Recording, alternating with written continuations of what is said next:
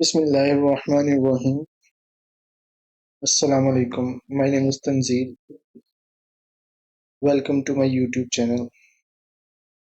आज की इस वीडियो में हम क्लास 9 चैप्टर 1 1.1 एक्सरसाइज जो है वो सॉल्व करेंगे।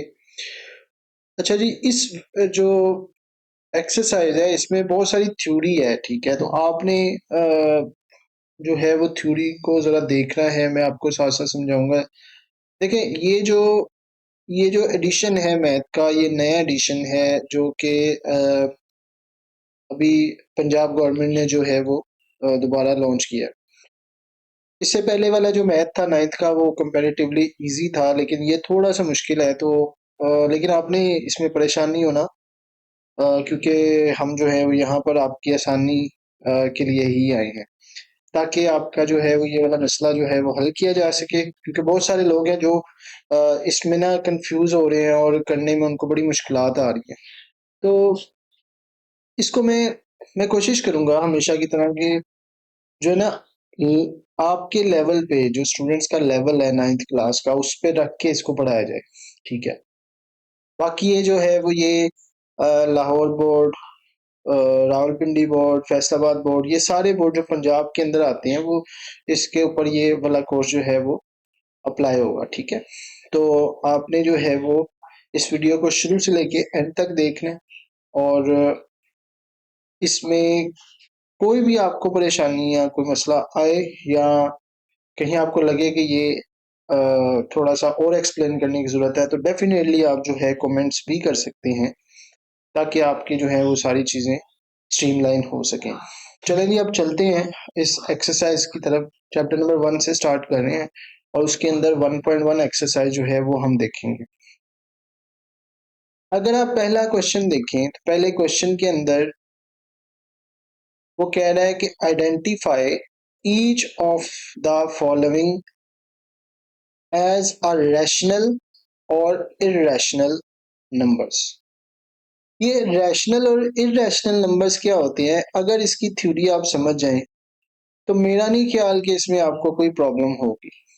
ये थ्योरी की तरफ चलते हैं। देखें, जो कॉम्बिनेशन होता है रैशनल और इर्रेशनल नंबर्स का, वो बेसिकली रियल नंबर्स होते हैं।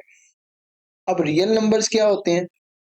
वो सारे नंबर्स जो हम किसी नंबर लाइन पर दिखा सकें, उनको हम रियल नंबर्स कहते हैं। हमने देखा ना, 0, 1, 2 और इस तरफ -1, -2, ठीक है। यानी 0 से इस तरफ पॉजिटिव नंबर्स हैं और इस तरफ नेगेटिव नंबर्स हैं, ठीक है। तो ये जो है वो आपका क्या है, नंबर लाइन है। तो नंबर लाइन पे जो नंबर्स हम शो करवा सकें उसको रियल नंबर्स कहते हैं। ये रियल नंबर्स की डेफिनेशन है। अच्छा जी, उसके बाद रियल नंबर्स की दो टाइप्स होती हैं, बेसिक दो टाइप्स होती हैं, एक रैशनल नंबर्स और एक इर्रेशनल नंबर्स, ठीक है। अब रैशनल नंबर जो है वो आगे से दो टाइप्स के हैं, एक टर्मिनेटिंग डेसिमल्स और एक नॉन टर्मिनेटिंग डेसिमल्स, ठीक है। या non terminating and recurring decimal, यानी कि ये पॉइंट बड़ा इंपॉर्टेंट है, नॉन टर्मिनेटिंग भी हो और रिकरिंग भी हो, ठीक है। वो क्या कहलाते हैं? आपके रैशनल नंबर्स कहलाते हैं। या फिर टर्मिनेटिंग डेसिमल भी जो है वो आपके रैशनल नंबर्स होते हैं। लेकिन इररेशनल नंबर्स वो होते हैं जो टर्मिनेट भी नहीं होते और नॉन रिकरिंग भी नहीं होते। अब इसका क्या मतलब है, ये मैं आपको जरा इस पे बात करते हैं, ताकि आपको जो है क्लियर हो जाए कि मैं असल में कहना क्या चाह रहा हूँ। देखिए, बिलफर्ज यहाँ पे एक क्वेश्चन हम लिखते हैं 1/4, ठीक है। अगर मैं इसको डिवाइड करूंगा, आप कैलकुलेटर से इसको करके देखें तो 0.25 आएगा। तो देखिए, कैलकुलेटर ने जो दिया ना आंसर, वो रुक गया, यानी कि ब्रेक हो गया, टर्मिनेट हो गया, ठीक है। ये डिवाइड करने के बाद टर्मिनेट हो गया, आगे नंबर्स चल नहीं रहे। तो इसको हम क्या कहते हैं? टर्मिनेटिंग डेसिमल नंबर्स कहते हैं। डेसिमल नंबर्स वो होते हैं जिसके अंदर पॉइंट्स लगाओ, पॉइंट्स वाली तमाम वैल्यूज को हम कहते हैं टर्मिनेटिंग और सॉरी डेसिमल नंबर्स कहते हैं, ठीक है। तो ऐसा डेसिमल नंबर जो टर्मिनेट हो जाता है यानी रुक जाता है डिवाइड करने पे, वो आपका टर्मिनेटिंग डेसिमल नंबर होता है और ये रैशनल नंबर का पार्ट है, पहली चीज। दूसरी चीज, अगर मैं कोई ऐसी डिवीजन करूं, जैसे ये 1/3 है, आप कैलकुलेटर से इसको सॉल्व करें तो 0.333 ये चलता जाएगा और ये अनलिमिटेड नंबर्स पे ये इसी तरह ये चलता जाएगा और ये रुकेगा नहीं। अब देखें, ये एक नॉन टर्मिनेटिंग नंबर है, यानी कि रुक नहीं रहा, ब्रेक नहीं हो रहा। इसके साथ साथ ये बार बार रिपीट भी हो रही है इसकी वैल्यू, देखो 333, ये 333 ऐसे चलता जाएगा। तो ये नंबर जो है वो आपका कौन सा नंबर होता है? ये नंबर होता है आपका रिकरिंग नंबर, ठीक है, recurring decimal. Non terminating and recurring, यानी कि रुक भी नहीं रहा और रिपीट भी हो रहा है, ठीक है।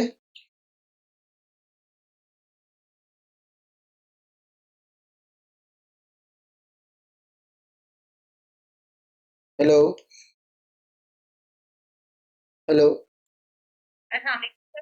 वालेकुम अस्सलाम।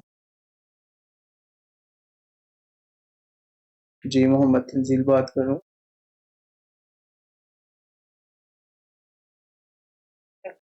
ओके,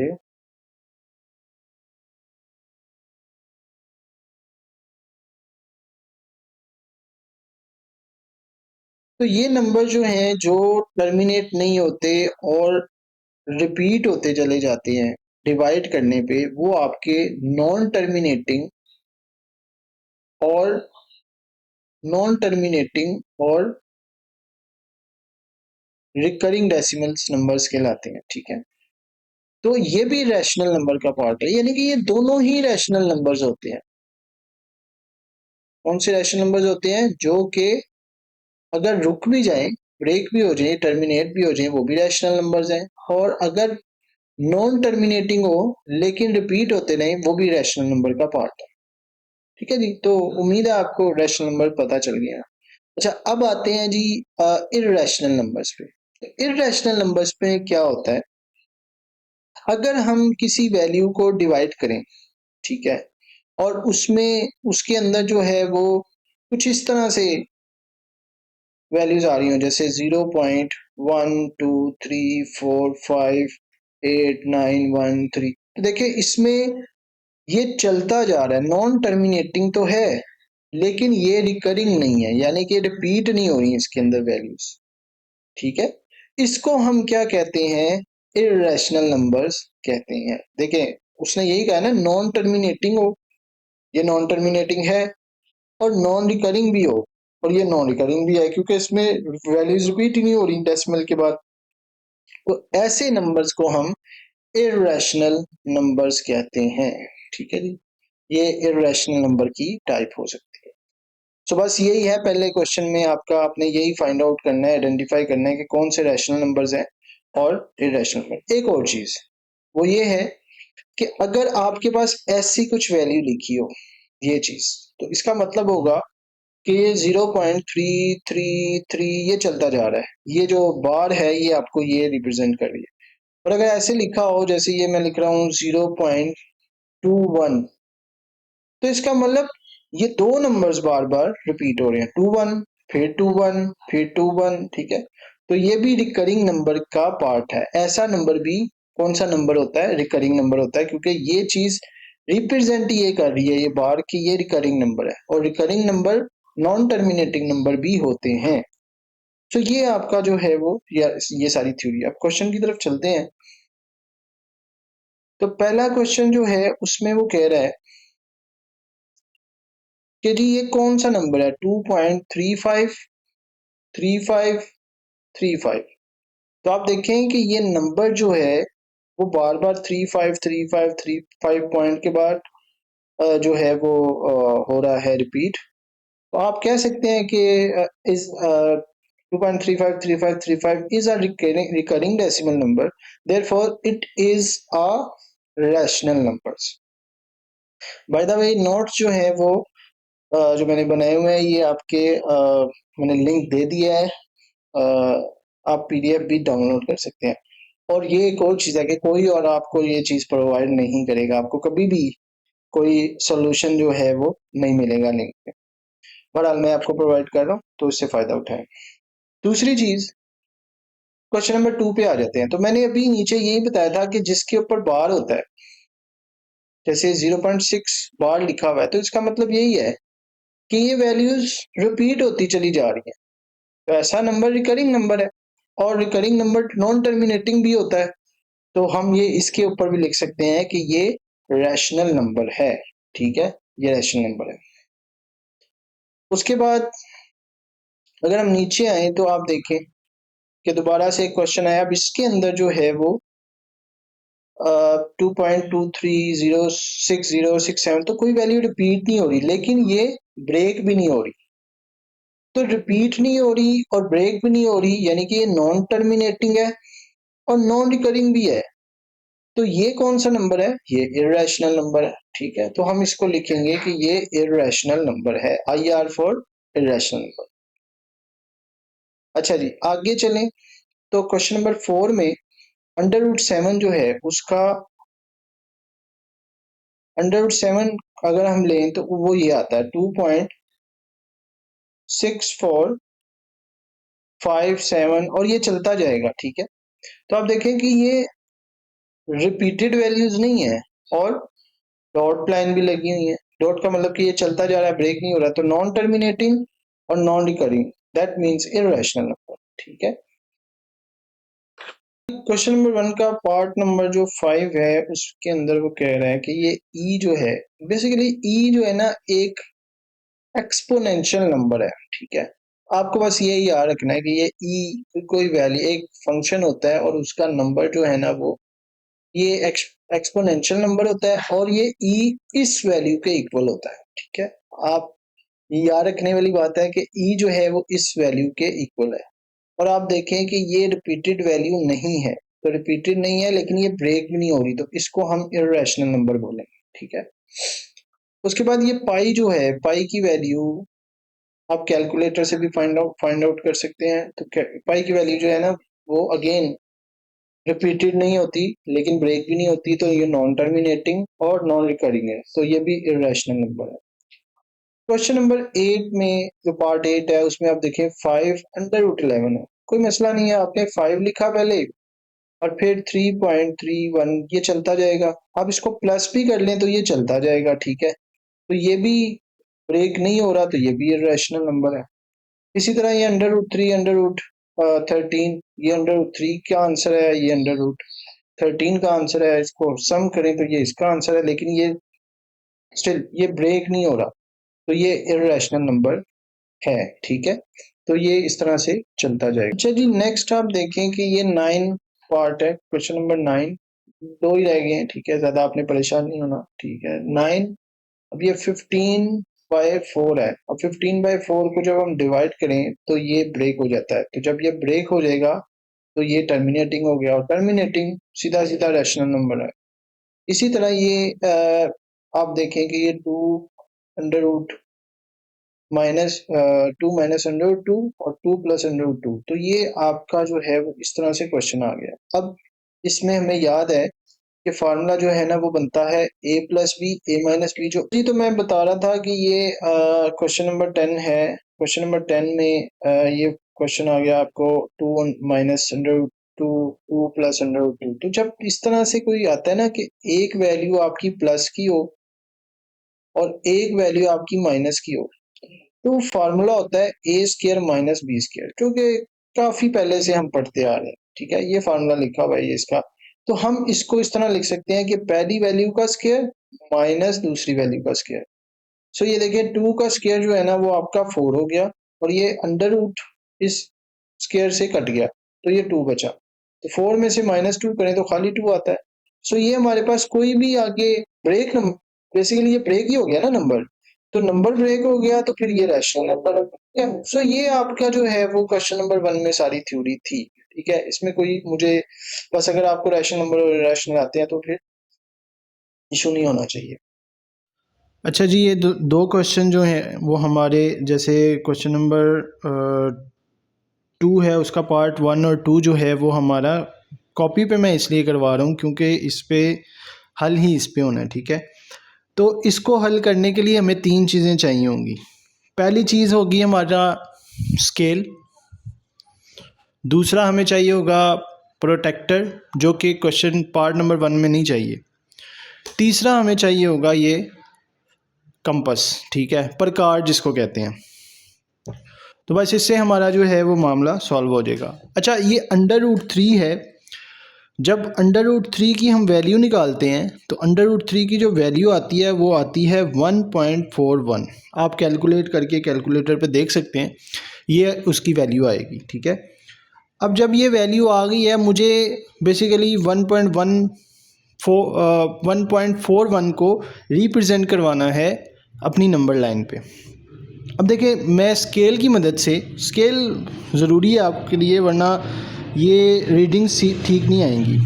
तो मैं एक नंबर लाइन ड्रॉ कर लेता हूँ, एक थोड़ी सी लेंथी नंबर लाइन ड्रॉ कर लेता हूँ, इसको 1 to 10 कर लेता हूँ। तो मैंने ये एक नंबर लाइन ड्रॉ कर ली है। इसको आपने बिल्कुल जो दरमियान वाला पार्ट है, जैसे ये आपका 5 है, यहाँ पे आप जो है वो 0 लगाएं, यानी ये एक पॉइंट आ गया। और ये जो आपके पॉइंट्स हैं ये इक्वल होने चाहिए। जैसे ये अगर 5 है तो ये आपका पॉइंट 6 है, ये 7 है, ये 8 है, 9, इस तरह से। तो अब मैं इसके ऊपर जो है वो, क्योंकि आपको पता है 0 के इस साइड पे आपका 1, 2, 3 और ये 4 होगा, और इस साइड पे आपका -1, -2, -3। अब मैं इसलिए नहीं माइनस वाली वैल्यू को ज़्यादा अहमियत दे रहा क्योंकि उससे हमारा काम नहीं है। सो आपने सबसे पहला जो काम करना है वो ये करना है कि ये जो, क्योंकि आप देखें कि यहाँ पर क्या आ रहा है 1.41, इसका मतलब ये है कि वैल्यू जो आएगी वो 1 आएगी, ठीक है। तो आपने 1 को 1 पे रख के एक लाइन ड्रॉ करनी है बिल्कुल इसके 90 डिग्री पे, ठीक है जी। ये मैंने एक लाइन ड्रॉ कर ली। अब आपने क्या करना है, आपको पता है कि यहाँ से लेके यहाँ तक ये यूनिट 1 है, यानी कि यहाँ पे सेंटीमीटर 1 हमने लिया हुआ है, बट ये 1 यूनिट, 2 यूनिट, 3 यूनिट इस तरह कहलाते हैं। अब हमने ये कंपास लेनी है, प्रकार लेनी है, इसको जो है वो इतना खोलना है जितना ये एक लाइन का डिस्टेंस है, ठीक है। तो हमने ये इतना खोला और यहाँ से इसको यहाँ पर रख के, ये जो .1 है, .1 है, यहाँ पर रख के इसको यहाँ पर एक मैंने कर्व ड्रॉ करनी है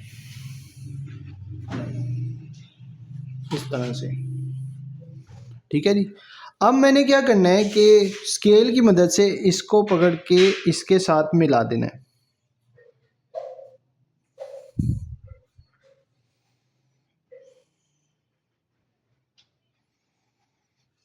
तो आप देख रहे हैं कि ये एक ट्रायंगल बन गई है।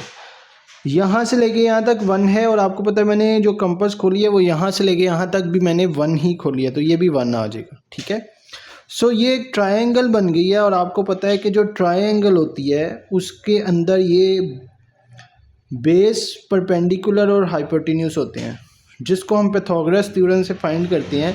हाइपोटेन्यूज का square is equal to base square plus perpendicular का स्क्वायर, ठीक है।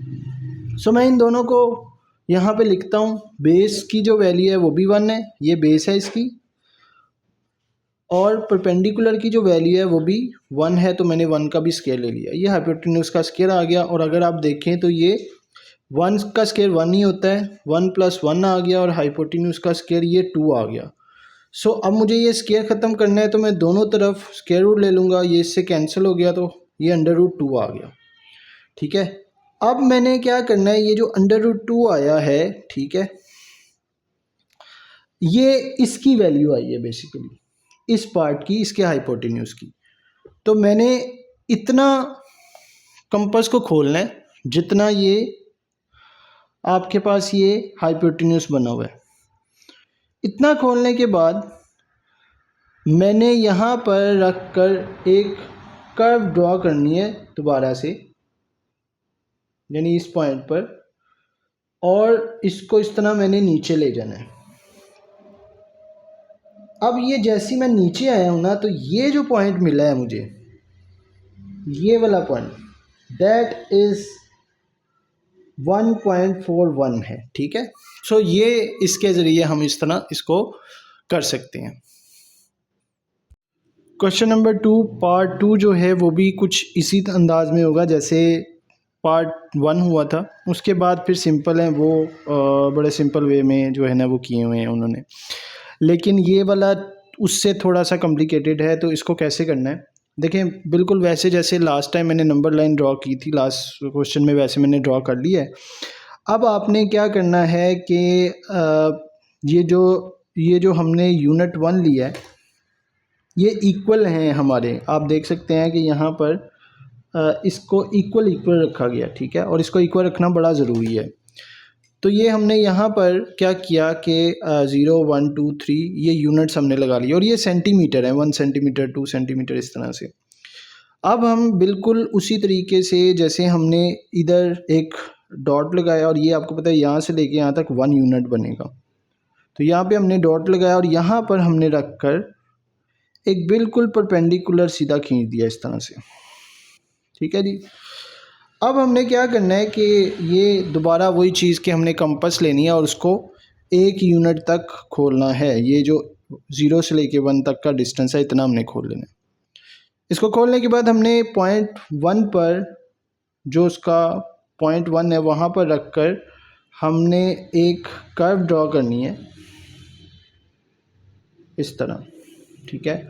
और सिमिलरली लास्ट टाइम जैसे हमने किया था, इसको हमने इससे मिला देना है।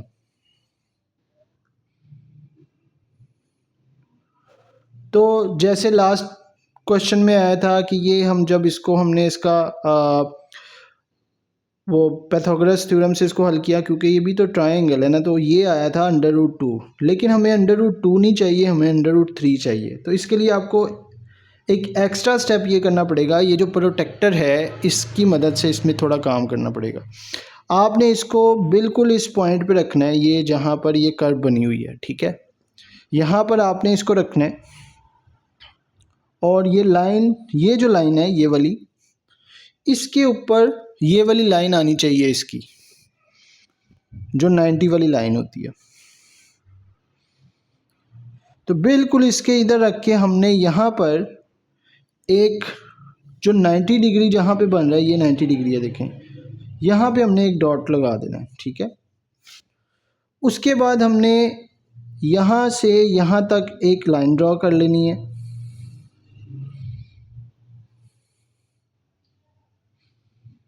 इस तरह से, ठीक है।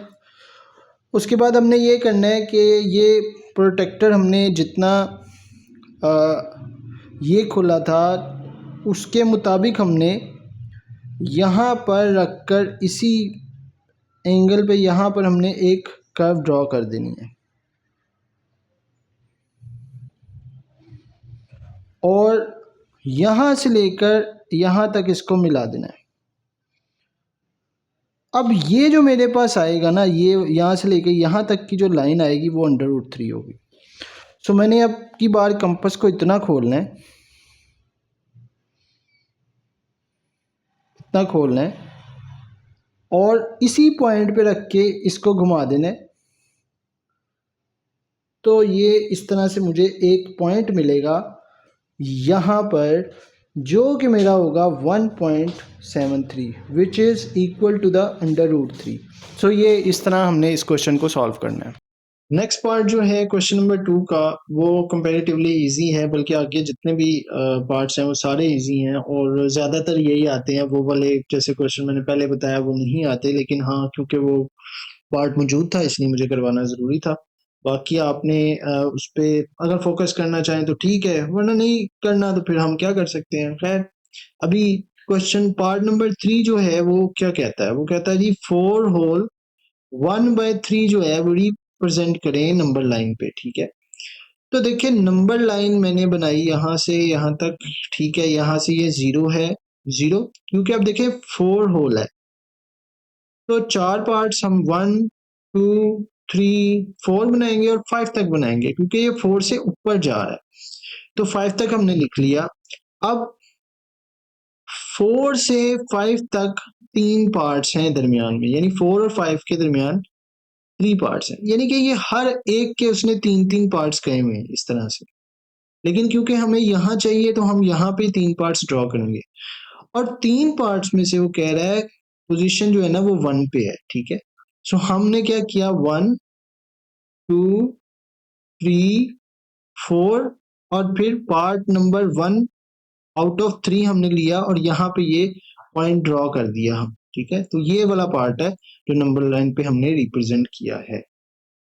क्वेश्चन नंबर जो 2 का पार्ट 4 है वो कहता है जी -2 होल 1/7। अब -2 होल 1/7 का क्या मतलब है कि अब आपने माइनस की तरफ चलना है। तो देखें 1 2, अब 2 से आगे है ना ये, तो 3 तक मैंने बना दिया, ठीक है। तो 1 2 और 3 0 से -1 -2 -3 बनाया। तो अब वो कह रहा है हर पार्ट के अंदर 7 मजीद पार्ट है, यानी कि देखें 1 2 3 4 5 6 7, ठीक है। इसी तरह 1 2 3 4 5 6 7, इसमें से 7th पार्ट में से पार्ट नंबर 1 के ऊपर जो है ना ये ड्रॉ करनी है हमने लाइन, ठीक है। ये वो हिस्सा है जो हमने नंबर लाइन पे रिप्रेजेंट करना है। अगला क्वेश्चन इससे सिंपल है, 5 वाला। वो कह रहा है 5/8 जो है ना नंबर लाइन पे रिप्रेजेंट करो। तो आपने 0 से 1 तक सिर्फ लेना है और उसके अंदर 8 लाइनें लगा दी, क्योंकि इसमें होल नहीं है तो सिर्फ आपने 8 लाइनें लगा दी। नीचे वाला पहले आपने पार्ट बना दिए और फिर उसके अंदर 1 2 3 4 5 पे जाके आपने ये रिप्रेजेंट किया कि ये नंबर है, ठीक है जी। उसके बाद क्वेश्चन नंबर जो 6 है उसमें कह रहा है 2 होल 3/4। तो 2 होल 3/4 का मतलब ये है कि आपने 3 तक ये टोटल लाइनें लगाई और हर एक के अंदर 4 पार्ट्स हैं। तो मैंने 2 से 3 तक 1 2 3 4 पार्ट्स बनाए, और उसके अंदर 3 पे जाके, यानी अब पहले मैंने जाना है 2 पे, 1 2 होल और फिर 3 1 2 3, यहाँ पे मैंने ये जो है वो नंबर रिप्रेजेंट कर दिया। सो ये इस तरह से होगा। चलिए उसके बाद जो है वो आपका आता है क्वेश्चन नंबर 3, जिसमें वो कहता है express the following as a rational number p by q where p and q are integers and q is not equal to 0। अच्छा, इस क्वेश्चन का क्या मतलब है? वो कह रहा है कि अब जो आपने जो डेसिमल नंबर है ना उसको रैशनल नंबर में कन्वर्ट करें, लेकिन q की वैल्यू है जो है ना वो 0 नहीं होनी चाहिए। अच्छा, वो क्यों नहीं होनी चाहिए? वो इसलिए कि अगर कोई आपका n है और नीचे कोई नंबर है 0, ठीक है, तो डिनोमिनेटर में जब भी 0 आता है तो वो इन्फिनिटी वैल्यू होती है, यानी वो अनडिटरमाइंड वैल्यू है। तो इसलिए हम जो है वो कभी भी जो डिनोमिनेटर है उसमें 0 जो है रिकमेंड नहीं करते। अच्छा जी, अब आ जाओ आप क्वेश्चन की तरफ। तो क्वेश्चन नंबर 1 है 0.4। अब आपको मैंने बताया था कि ये जो बार है इसका मतलब है कि ये रिपीट हो रही है वैल्यू, तो इसको हम ऐसे लिख सकते हैं dot dot dot dot dot, ठीक है। अब आपने लेट करना है कि जो x है वो इक्वल है 0.4444, ये डॉटेड ऐसे लाइन। अब अगर आपके पास बार दिया हो और एक वैल्यू दी हो डेसिमल के बाद, तो आप हमेशा उसको 10 से मल्टीप्लाई करेंगे, ठीक है। यानी अगर देखें 0.4 दिया हुआ है, खाली 4 है ना, तो आपने इसको, एक नंबर है तो आपने 10 से मल्टीप्लाई करना है। अगर ऐसे लिखा होता 2 1, तो आपने 100 से इसको मल्टीप्लाई करना था। और अगर ऐसे लिखा होता, ठीक है, तो इसका मतलब 3 नंबर है डेसिमल, तो आपने 1000 से इसको मल्टीप्लाई करना। तो ये इसकी लॉजिक है। अब आपने यहाँ पे एक ही नंबर है तो आपने इसको मल्टीप्लाई करना है दोनों साइडों को 10 से। तो 10 से मल्टीप्लाई किया तो x के साथ भी 10 आ गया और इसके साथ मैंने 10 मल्टीप्लाई कर दिया। जब इसको मल्टीप्लाई किया तो ये 10x हो गया। आप कैलकुलेटर से भी कर सकते हैं। तो 4.444 स्टिल वो डॉटेड लाइन ऐसे चल रही है। 10x, अब मैंने 4 को इसमें अलग किया और प्लस ये जो 0.44 वाला पार्ट है इसको अलग कर दिया, ये डॉटेड लाइन। अब अगर आप इसको देखें तो it is very similar to this, और ये जो है वो x के इक्वल है। तो आपने इसकी जगह पे लगा देना है x, और x लगाया तो ये x जो है वो आपने उठा के अगले स्टेप में इधर ले आना है। ये इधर प्लस हो रहा है, इधर आके माइनस हो गया। सो ये आपका बचा 4 आया। तो ये 10x में से आप x माइनस करें तो 9x आ गया और ये 4 आ गया। अब ये 9 इधर मल्टीप्लाई हो रहा है और इधर जाके ये डिवाइड हो जाएगा। तो x की वैल्यू जो आई है वो 4/9 आई। ठीक है, तो ये इस तरह से होगा। अच्छा जी, नेक्स्ट क्वेश्चन जो है वो उसमें हमारे पास जो है ना वो आ जाता है सेकंड पार्ट। क्वेश्चन नंबर 3 का सेकंड पार्ट है जिसमें है 0.37 बार। इसका मतलब ये है कि 0.37 बार, तो ये 3737 डॉटेड लाइन रिपीट हो रही है। तो ये डॉटेड लाइन जो है वो रिपीट हो रही है। डॉटेड लाइन रिपीट होने का मतलब ये है कि ये नॉन टर्मिनेटिंग और रिकरिंग नंबर है। ठीक है, तो अब आपने क्या करना है, लेट करना है कि x जो है वो इसके इक्वल है। उसके बाद आपको मैंने बताया था कि अगर बार दो नंबर्स के ऊपर है तो फिर आपने 100 से मल्टीप्लाई किया। दैट्स वाई मैं यहाँ पर मल्टीप्लाइंग बाय 100 कर रहा हूँ। और ये दोनों साइडों में मुझे करना है, तो इधर भी मैंने x से भी मल्टीप्लाई किया तो 100x हो गया, और इससे मल्टीप्लाई किया तो ये मैंने मल्टीप्लाई 100 लिख दिया। ठीक है, अब मल्टीप्लाई किया तो ये मेरे पास आंसर आ गया। स्टिल वो डॉट डॉट डॉट लाइन आ रही है। अब यहाँ पे देखिए मैंने 37 को अलग किया और 0.3737 को अलग किया, स्टिल वो वही नंबर बन गया जो ये था। तो मैंने इसकी जगह पे दोबारा x की वैल्यू पुट कर दी यहाँ पर। ठीक है, तो ये इस तरह बन गया। अब मैं इस x को उठा के इधर लेके जाऊंगा तो ये माइनस में हो गया। जब मैं माइनस करूंगा तो 99x हो जाएगा और ये 37 आ जाएगा। और इसके बाद आप जो है वो जब ये 99 को इधर लेके जाएंगे तो ये डिवाइड होगा इधर जाके। तो आंसर हमारे पास देखिए रैशनल नंबर आया। ठीक है, तो रैशनल नंबर इसी तरीके से होते हैं ना, p/q। उसने कहा भी यही है कि आप ये फाइंड करो, फिर इस तरह आंसर आपका आ जाए। क्वेश्चन नंबर 3 का पार्ट नंबर 3 जो है उसमें वो कह रहा है कि 0.21 बार है। ठीक है, तो इसका मतलब यही है कि आपने 0.21 बार को इक्वल कर देना है 0.2121 डॉट डॉट डॉट। ठीक है, लेट किया आपने कि x जो है वो इक्वल है आपका 0.2121 डॉट डॉट डॉट। अब आपको यही पता है कि जब बार जो है वो दो नंबर्स के ऊपर होता है पॉइंट के बाद, तो फिर इसका मतलब ये है कि आपने 100 से मल्टीप्लाई कर, तो आपने 100 से मल्टीप्लाई कर किया दोनों साइडों पे, तो यहाँ 100x आ गया और ये मल्टीप्लाई किया 100। ठीक है, सो ये 21.21 डॉट डॉट डॉट आ गया। डॉट डॉट डॉट का मतलब ये है कि रिपीट हो रही है वैल्यू। तो यहाँ पे मैंने 21 को अलग लिख दिया और 0.2121 डॉट डॉट डॉट अलग लिख दिया। अब ये वैल्यू जो है दोबारा x के इक्वल है, तो मैंने x लिख दिया इसकी जगह पे। ठीक है, और यहाँ पर मैंने x को मैं ले गया इधर, जब इधर लेके गया ये माइनस हो गया। सिंपली आपने यहाँ पे 99 ये मल्टीप्लाई हो रहा है, इधर आके डिवाइड हो जाएगा। तो x की वैल्यू जो है एज अ रैशनल नंबर ये बन जाएगी जो p/q उसने डिमांड की हुई है। तो ये आपका क्वेश्चन नंबर 3। अच्छा जी, क्वेश्चन नंबर 4 स्टार्ट करने से पहले उसकी थ्योरी हमें पढ़ना जरूरी है, क्योंकि ये प्रॉपर्टीज हैं और ये इम्पोर्टेंट भी हैं, क्योंकि ये एमसीक्यूज में बहुत ज्यादा आती हैं और बाज़ औक़ात ये शॉर्ट क्वेश्चन में भी आ रही होती है। ठीक है, तो देखिए दो टाइप की प्रॉपर्टीज हो सकती हैं, या तो एक एडिटिव होगी, एडिटिव यानी एडिशन, और एक मल्टीप्लिकेशन या मल्टीप्लिकेटिव प्रॉपर्टीज होंगी। ठीक है, अब एडिटिव और मल्टीप्लिकेटिव जो प्रॉपर्टीज हैं वो तकरीबन एक जैसी हैं, बस उसके अंदर वो सिंबल का जो प्लस और मल्टीप्लाई वाला सिंबल है उसका ही फर्क है और कुछ टेक्निक है। अभी मैं आपको अगले कुछ मिनट्स में जो है वो ये एक्सप्लेन कर दूंगा, तो आपको समझ आ जाएगी। परेशानी वाली इसमें कोई बात ही नहीं। सो इसमें क्या होता है कि नेम ऑफ द प्रॉपर्टी हम ये लिखी हुई है closure property, commutative, associative, identity, inverse. अब इसमें भी वही है, देखें, क्लोजर, कम्यूटेटिव, एसोसिएटिव, आइडेंटिटी और इनवर्स। ठीक है, तो पहले तो क्लोजर प्रॉपर्टी की बात करते हैं। तो क्लोजर प्रॉपर्टी में आप देखें कि यहाँ पर लिखा हुआ है A plus B belongs to R. A plus B belongs to R, ये जो इस तरह से कुछ ई सा बना हुआ है ना, इसका मतलब होता है बिलोंग्स टू। ठीक है जी, बिलोंग्स टू। बिलोंग्स टू का मतलब कि ये इसके घर से है जी। ठीक है, यानी कि इधर से है, बिलोंग्स टू, या इस जगह से है। हम कहते हैं ना कि हम फलां जगह से बिलोंग करते हैं।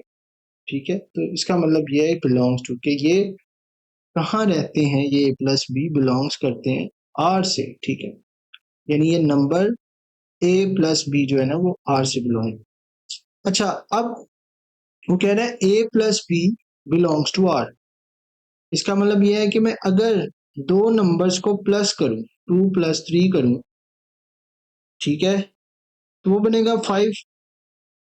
तो ये भी एक रियल नंबर है, ये भी एक रियल नंबर है, और जो इनको प्लस करने से आएगा वो भी एक रियल नंबर आएगा। सो यही वो यहाँ पे यही तो कह रहा है कि इन दोनों को अगर प्लस करूं तो वो बिलोंग्स करते हैं आर से, जो कि ठीक है। तो जैसे उसने लिखा है 2 + 3 = 5 बिलोंग्स टू आर। तो दैट्स इट। आपने यही बताना है कि क्लोजर प्रॉपर्टी वो होती है कि अगर मैं दो रियल नंबर्स को प्लस करूं तो वो रियल नंबर ही आए। ठीक है, ऐसा तो नहीं हो सकता कि आप जो है वो सेब का, आम का दरख्त आपने लगाया वो अमरूद उगाए, नहीं, वो सेब ही वहां पे आएंगे। ठीक है, तो ये इसका मतलब है। कम्यूटेटिव एडिशन में क्या होता है? कम्यूटेटिव एडिशन में ये होता है कि अगर आप a प्लस बी लिखें या b प्लस ए लिखें तो आंसर सेम आएगा। ठीक है, तो ये कम्यूटेटिव प्रॉपर्टी अवर एडिशन है, इस तरह हम इसको बोलते हैं। देखिए, 2 + 5 करें या 5 + 2 करें तो आंसर तो 7 ही आना है। तो इस तरह का जब इस तरह लिखा हो तो आपने वहां पे लिख देना है कम्यूटेटिव प्रॉपर्टी अवर एडिशन। उसके बाद एसोसिएटिव प्रॉपर्टी। एसोसिएटिव में ये आपने याद रखना कि 3 नंबर होते हैं। तो जैसे मैं यहाँ पे बताता हूँ, a + b + c = a + b + c। ठीक है, तो 3 3 नंबर है। लेकिन इसमें वो क्या कर रहा है कि अगर मैं चाहे इसको पहले प्लस कर दूं, ये जो ब्रैकेट्स हैं, या ब्रैकेट्स पहले a + b पे कर दूं, तो दोनों का आंसर तब भी सेम आना है। देखिए ना, अगर यहाँ पे 2 3 और 5 है, यहाँ भी 2 3 और 5 है, तो मैं अगर 3 + 5 पहले करूं तो 8 आता है, और 8 में फिर 2 प्लस करूं तो 10 आता है। यहाँ भी ऐसी है, अगर मैं 2 + 3 पहले करूं तो 5 आएगा, और 5 + 5 दोबारा 10 आएगा। तो ये एसोसिएटिव प्रॉपर्टी। उसके बाद आइडेंटिटी और एडिशन क्या होता है कि अगर मैं किसी भी नंबर में प्लस कर दूं 0 तो आंसर वही आ जाएगा, यानी 0 कोई इम्पैक्ट नहीं डालता उसके ऊपर। आप देखें, 5 + 0 करें 5 ही आएगा, क्योंकि 0 तो कुछ है ही नहीं। 0 + 5 करें तब भी 5 ही आएगा। तो जब भी +0 कोई चीज हो रही हो और आपको ऐसे नजर आ रहा हो, पूछ रहा हो कि प्रॉपर्टी बताओ कौन सी है, तो आपने कह देना है कि ये आइडेंटिटी प्रॉपर्टी है एडिशन की। उसके बाद इनवर्स क्या होता है? इनवर्स ये होता है कि बिलफर्ज आपके पास एक नंबर है a, आपने वही a लेके लेकिन उसको क्या कर देना है, माइनस। तो अगर मैं देखूँ ना तो प्लस माइनस क्या हो जाते हैं, माइनस हो जाते हैं। तो ये कैंसिल हो जाएगा और आपके पास जो आंसर आएगा वो 0 आएगा। ठीक है, तो इसको हम जब एक नंबर का इनवर्स लेके उसको प्लस किया जाए उसमें, तो वो आंसर उसका 0 ही आता है। तो ये इनवर्स है। तो आप कह सकते हैं ये इनवर्स प्रॉपर्टी है एडिशन की। उसके बाद अगर हम मल्टीप्लिकेशन की बात करें तो बहुत सिमिलर है ये इससे। अब क्लोजर प्रॉपर्टी यही थी ना कि दो रियल नंबर्स को प्लस करें तो रियल नंबर ही बनेगा। तो यहाँ क्लोजर प्रॉपर्टी मल्टीप्लिकेशन में भी यही है कि अगर दो रियल नंबर्स को मैं मल्टीप्लाई करूं तब भी वो रियल नंबर ही बने। आप देखेंगे 2 एक रियल नंबर है, 5 एक रियल नंबर, मल्टीप्लाई करें तो 10 बनता है, तो वो भी एक रियल नंबर है जो बिलोंग करता है आपके रियल नंबर से। तो ये basically closure property of multiplication है। कम्यूटेटिव में जिस तरह एडिशन में था कि a + b कर लो या b + a कर लो, आंसर सेम ही आना है, इसी तरह a × b कर लो या b × a कर लो तो आंसर तब भी सेम ही आएगा। यानी 2 मल्टीप्लाई 3 कर लें या 3 मल्टीप्लाई 2 कर लें तो आंसर सेम है। तो बेसिकली वो यहाँ ये कहना चाह रहा है कि जब हम दो एलिमेंट्स का सीक्वेंस उल्टा कर देते हैं या रियल नंबर्स का सीक्वेंस उल्टा, उससे कोई इसको फर्क नहीं पड़ता। तो इसको हम कम्यूटेटिव प्रॉपर्टी ऑफ मल्टीप्लिकेशन कहते हैं। नेक्स्ट प्रॉपर्टी जो है वो आपके पास है एसोसिएटिव। एसोसिएटिव प्रॉपर्टी की बात आपने क्या रखनी है कि प्लस में भी और मल्टीप्लाई में भी ये तीन तीन होंगी, ए बी सी। बट ये लिखा क्या हुआ है कि अगर मैं बी सी पहले मल्टीप्लाई करके फिर ए से मल्टीप्लाई करूं या ए बी मल्टीप्लाई करके फिर सी से मल्टीप्लाई करूं तो आंसर सेम ही आना है। तो ये बेसिकली देखें 30-30 आ गए। तो ये एसोसिएटिव प्रॉपर्टी है। अगर आप देखें नेक्स्ट में, तो नेक्स्ट जो है वो आपके पास क्या है कि आइडेंटिटी है। आइडेंटिटी क्या है कि अगर अच्छा आइडेंटिटी एडिशन में क्या आती है कि अगर मैं जीरो किसी चीज में प्लस करता हूँ तो आंसर वही आ जाता है। मल्टीप्लिकेशन में अगर मैं 1 किसी चीज में मल्टीप्लाई करूंगा तो आंसर वही आ जाएगा, ठीक है, तो कोई फर्क नहीं पड़ना होगा। यानी 5 में मल्टीप्लाई 1 करो तो आंसर आपका 5 ही आएगा, या अगर मैं 1 को चले पहले रख लेता हूँ तब भी 5 आएगा। तो ये आपकी मल्टीप्लिकेटिव आइडेंटिटी है। उसके बाद इनवर्स में क्या होता है, इसमें इनवर्स ये होता है कि आपका ए है और मल्टीप्लाई आपने 1/a लिख दिया, यानी आपने लिखा ए मल्टीप्लाई, इसको अब आपने इनवर्स करके लिख दिया। तो जब ये कटेगा तो खाली क्या आपको नजर आ रहा है, 1 नजर आ रहा है। तो ये बेसिकली आपके पास 1 आंसर आ गया। अब देखें 7 का इनवर्स 1/7, तो ये आंसर 1 ही आया। ये 1/7 को पहले रख लें फिर ये फिर भी 1 आएगा। तो ये आपके पास जो है वो क्या है, प्रॉपर्टी है, इनवर्स प्रॉपर्टी है मल्टीप्लिकेशन की। क्वेश्चन नंबर 4 की तरफ चलते हैं। क्वेश्चन नंबर 4 में आप देख रहे हैं कि वो कह रहा है name the property used in the following, ठीक है। अब इससे पहले हमने ये डिस्कस किए हैं ये सारे कि प्रॉपर्टीज क्या है किस तरह है, ठीक है। तो बस उसके मुताबिक हमने यहाँ पे आंसर लिखना है कि ये कौन सी प्रॉपर्टी यूज हुई है इसमें। तो इसका पार्ट 1 जो है उसमें देखें 3 वैल्यूज हैं, ठीक है। आप देखें कि a+4+b, ठीक है, इज इक्वल टू a+b+4, यानी 3 वैल्यूज है दोनों तरफ, और पहले इसके ऊपर ब्रैकेट लगी हुई है और जो इक्वल टू के उधर है उस पे इधर ब्रैकेट लगी हुई है, ठीक है।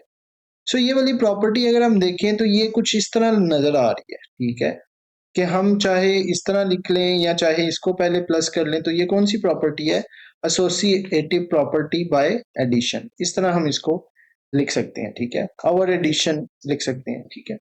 इसी तरह पार्ट 2 में अगर आप देखें तो लिखा हुआ है √2 प्लस √3, या फिर हम लिख लें √3 प्लस √2। तो आप देखें दोनों तरफ आंसर तो सेम ही आएगा, चाहे √2 प्लस √3 करें या पहले √3 लिख लें फिर √2 लिख लें। तो ये आप देखें कि बिल्कुल कम्यूटेटिव प्रॉपर्टी बन रही है। देखें a+b या b+a, यानी आप 2+5 कर लें या 5+2 कर लें तो आंसर तो 7 ही आना है। दैट मीन्स कि ये कम्यूटेटिव प्रॉपर्टी अवर एडिशन है, ठीक है।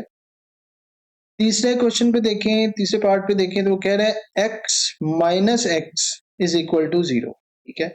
यानी कि अगर मैं एक वैल्यू है a, अगर उसका ही एक इनवर्स माइनस करवा देता हूं तो आपको पता है कि दोनों कैंसिल हो जाएंगे तो आंसर तो 0 आएगा। तो ये एडिटिव इनवर्स है।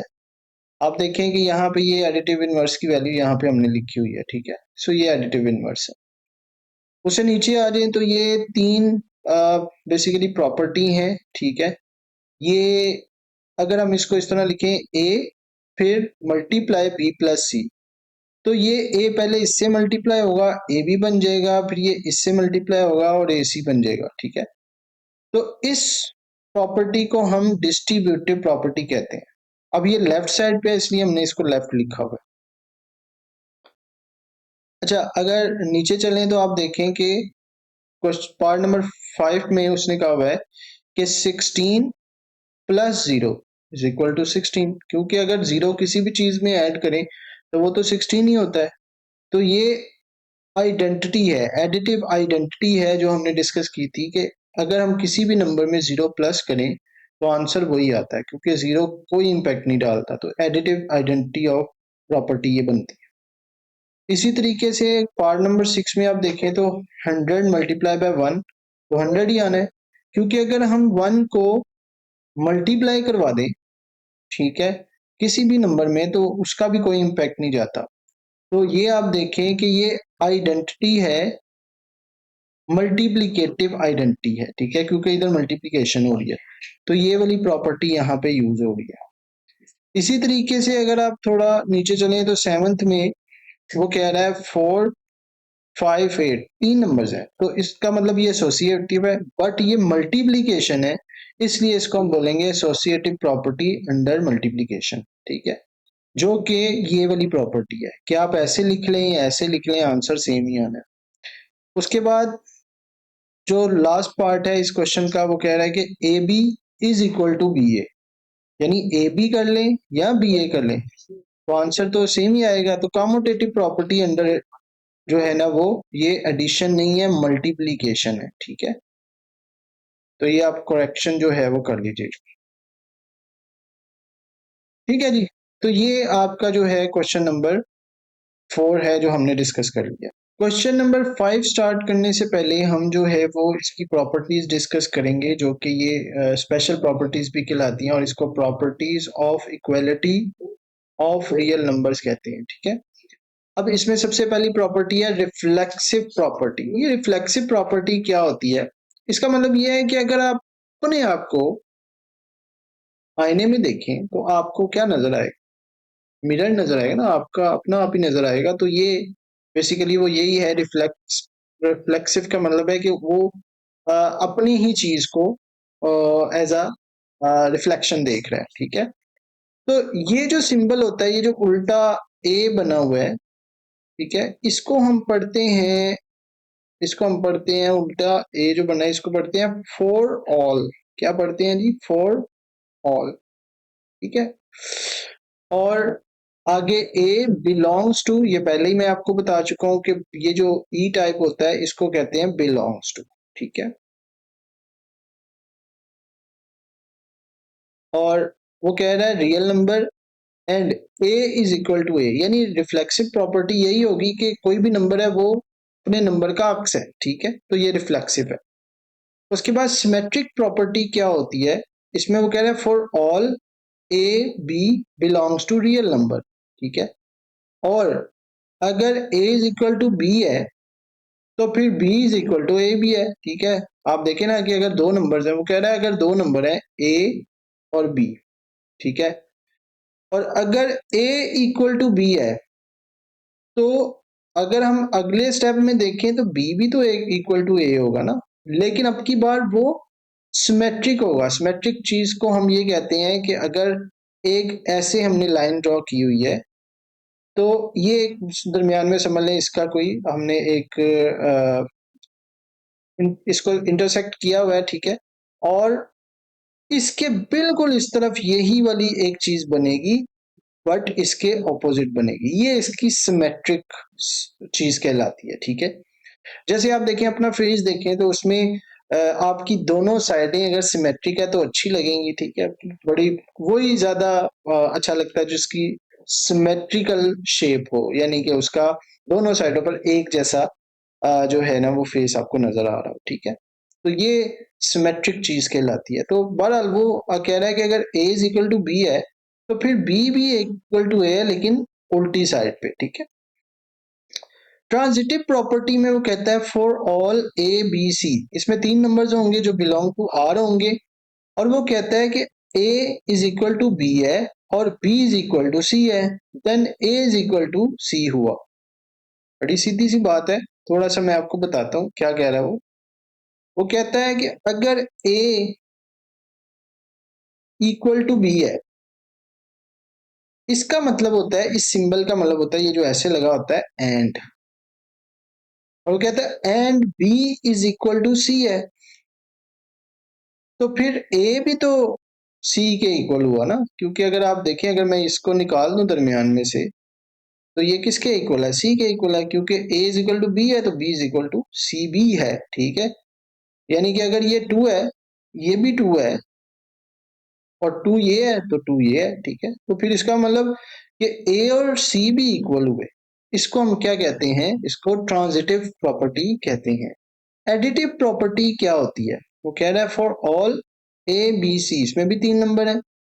कहता है कि अगर a is equal to b है, ठीक है। अब इसको आपने जरा थोड़ा सा समझना है वो क्या कहना चाह रहा है।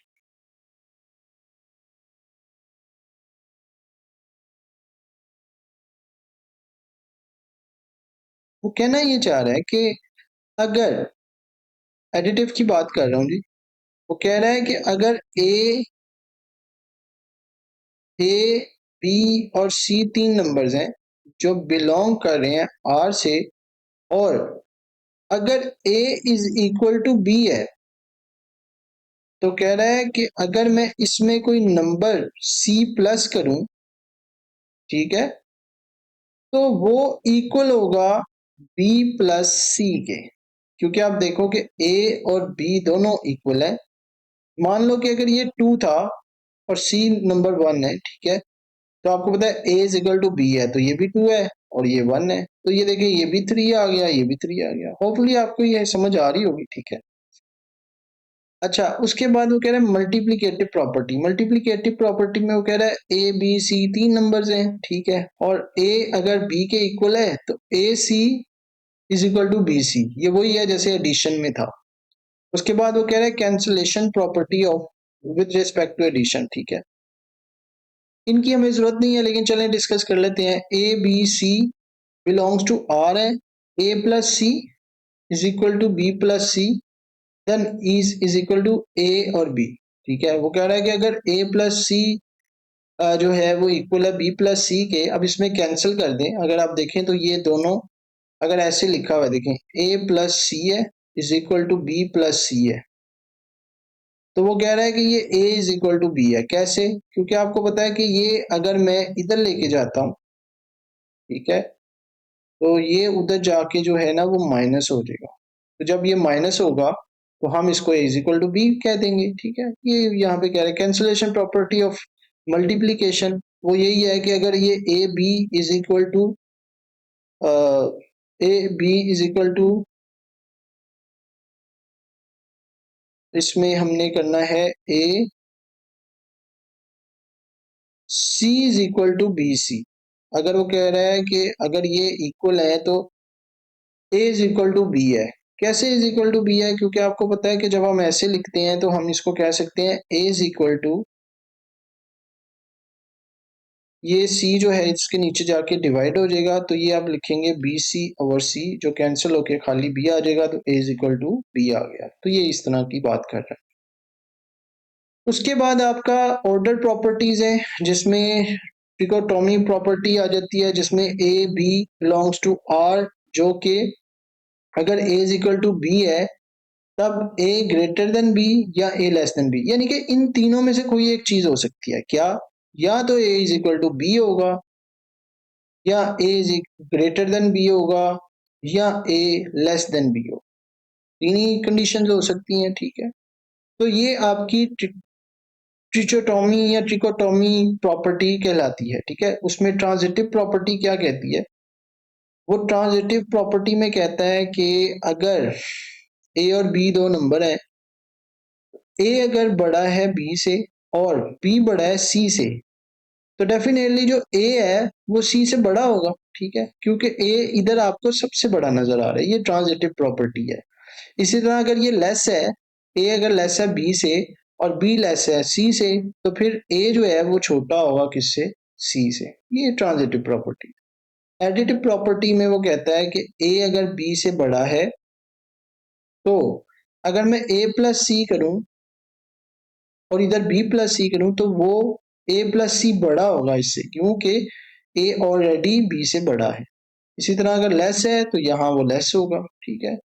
एडिटिव प्रॉपर्टी और ट्रांजिटिव प्रॉपर्टी। मल्टीप्लीकेटिव प्रॉपर्टी में वो क्या कहता है कि अगर ए बड़ा है बी से, तो ए सी बी सी से बड़ा होगा। लेकिन सी जो है ना वो 0 नहीं होना चाहिए। छोटी कंडीशन में भी ऐसा ही होगा, ठीक है। तो अगर ए बड़ा है बी से तो A C less than B सी आएगा, ठीक है। बहरहाल ये आप एक दफा बुक से देख सकते हैं, ये सिंपल ही है। डिवीजन प्रॉपर्टी में अगर ए जो है वो छोटा है बी से, ठीक है, तो ए ओवर सी छोटा आएगा बी ओवर सी से, ठीक है। क्योंकि ए ऑलरेडी छोटा है, ऊपर वाला नंबर छोटा है, तो जब ऊपर वाला नंबर न्यूमरेटर छोटा होगा तो डेफिनेटली वो छोटा ही आ रहा होगा, ठीक है। अगर ए जो है वो छोटा है बी से, ठीक है, तो ए ओवर सी और ए ग्रेटर देन बी सी भी यहाँ पे आएगा, ठीक है। तो ये इस तरह बात कर रहे हैं, डिवीजन प्रॉपर्टी है। अब हम क्वेश्चन की तरफ चलते हैं, क्वेश्चन नंबर 5, जो कि प्रॉपर्टीज में काफी टाइम लग गया, लेकिन जो है वो ये आपके लिए थोड़ा एमसीक्यूज के लिए जरूरी था। अब वो कह रहा है नेम ऑफ द प्रॉपर्टी, इसमें भी बताएं ये कौन सी प्रॉपर्टी है कि -3 लेस देन -1, तो 0 लेस देन 2, ये एडिटिव प्रॉपर्टी है, ठीक है।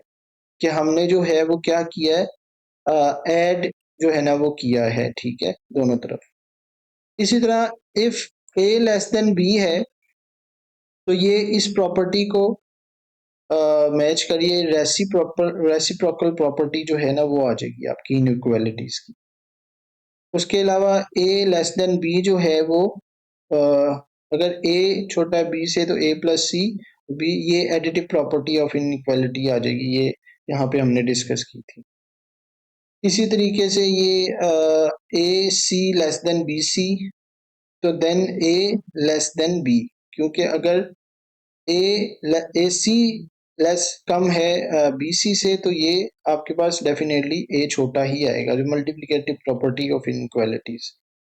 A C less than B सी,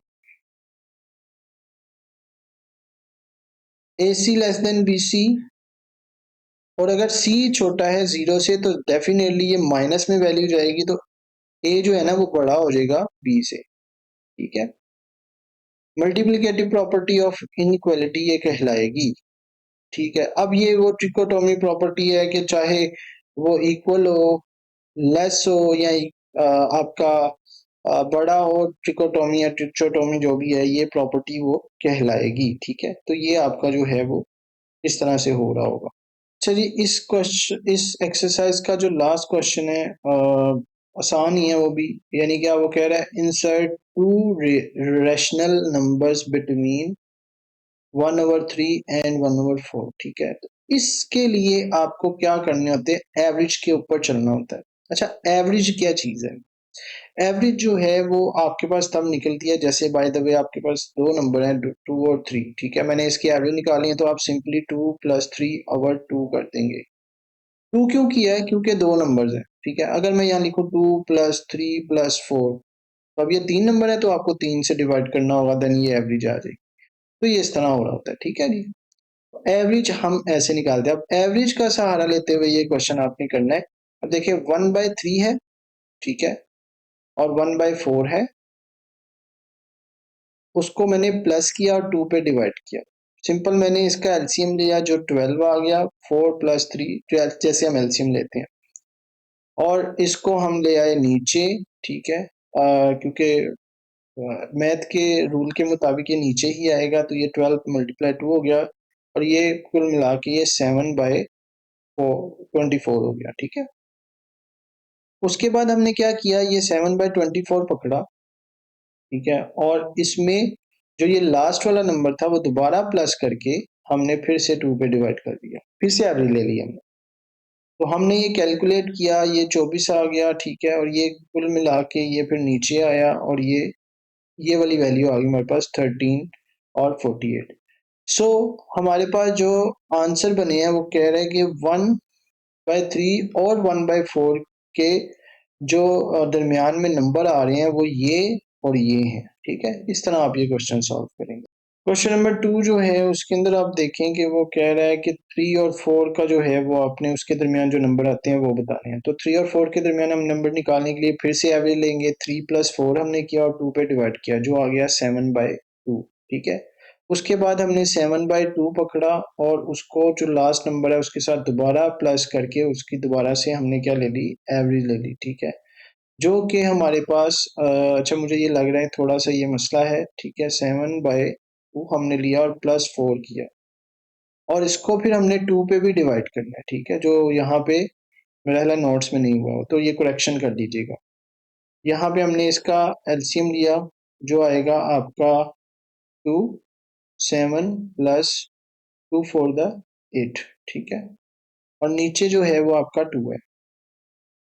सो ये आपके पास जो है ना वो आ जाएगा 15 और ये 2 नीचे चला जाएगा तो ये हो जाएगा 4, तो ये आ जाएगा 15/4, ठीक है। सो यहाँ पर जो आए हैं hence two rational numbers between 3 and 4 are 7/2 and 15/4, ठीक है, ये 4 है। इसी तरह लास्ट क्वेश्चन है जिसमें आपने यही तरीका आपने अपनाना है कि 3/5 है और 4/5 है, इसको आपने प्लस करके इसकी एवरेज लेनी है और इसका एलसीएम लिया उसके बाद ये आ गया नीचे, नीचे आ गया तो ये 7 आ गया 7/10। 7/10 को दोबारा पकड़ा, ये वाली वैल्यू पकड़ी, इसके साथ फिर से एवरेज बना ली, एवरेज बनाई तो आपके पास ये क्वेश्चन आ गया, ठीक है। अब आपके पास जो फाइनल आंसर इसके आए हैं वो आए हैं 3/5 एंड 4/5 के जो रैशनल नंबर इनके दरमियान में आए हैं वो आए हैं 7/10 एंड 3/4। ये आपके पास नंबर्स आए हैं, ठीक है। तो ये जो है वो पूरी एक्सरसाइज जो है हमारी ख़त्म हो गई। आपने इसको जो है अच्छे से प्रैक्टिस कर लेना है, ठीक है। पीडीएफ मैंने लिंक में दे दी है, आप काइंडली वहाँ से डाउनलोड कर लें और अपनी जो है प्रैक्टिस जो है वो जारी रखें। इंशाल्लाह आप अगर सब्सक्राइब करेंगे तो इस तरह की मज़ीद अच्छी वीडियोस मैं बनाता रहूँगा और आपका ये पूरा जो सिलेबस है 9th का इसको हम आसानी से हल कर लेंगे। अल्लाह हाफिज़।